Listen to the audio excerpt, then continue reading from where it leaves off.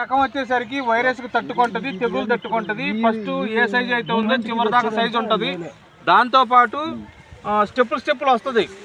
First వచ్చింది ఒక step, మళ్ళీ పోతా పిందే స్టెప్పులు వచ్చింది.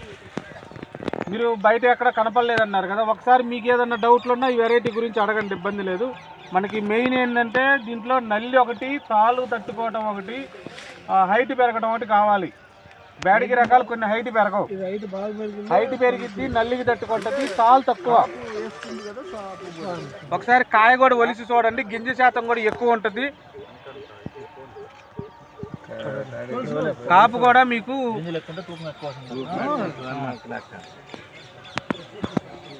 ఇప్పుడు కాయలు చూశారు కదా, ఈ కాయలను బట్టి మీకు ఏ కాయల్లో అమ్ముకోగలుగుతాం మనం మార్కెట్లో. ఇప్పుడు సపోజ్ ఈయన వేసాడు, రేపొద్దున ఈ కాయలు కొనాలి ఏదో ఒక బేరగాడు వచ్చి, గుంటూరు కాయ అయితే ఏ కాయలని కొంటాడు?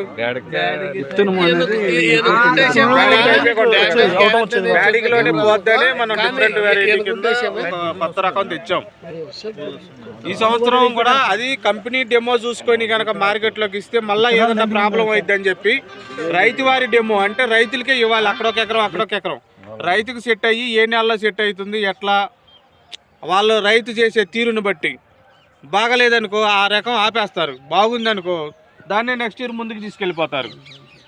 ఇప్పుడు యాక్చువల్గా నేను ఒక నెల క్రితం వచ్చాను, సార్ని అడిగా ఎక్కడెక్కడ ఇచ్చారు ఏంది పరిస్థితి అంటే, మాకల్లి తోటలు అంత అనుకూలంగా లేదు. అంతకుముందు వేరే తోట చూశాను, సేమ్ ఇంతే ఉంది, తోట బ్రహ్మాండంగా ఉంది.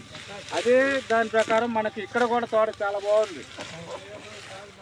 ఈ కాయ వచ్చేసరికి ఎవరి దగ్గర ఉండదు, నవధాన్యం వాళ్ళది కొత్త రకం.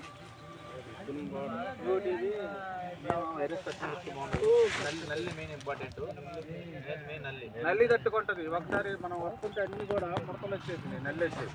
ఒకవేళ మనకి వచ్చినా కానీ నల్లి వచ్చినా కానీ తట్టుకొని నిలబడే గుణం ఉంది దీనికి. మంచి వెరైటీ అని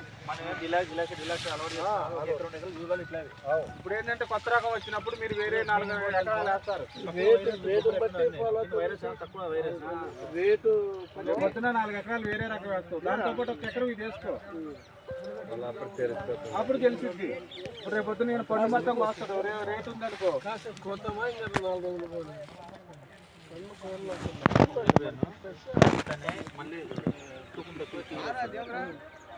అర్థమైంది. అదుంటాయి అనుకో, బాగా స్టాప్ అయ్యి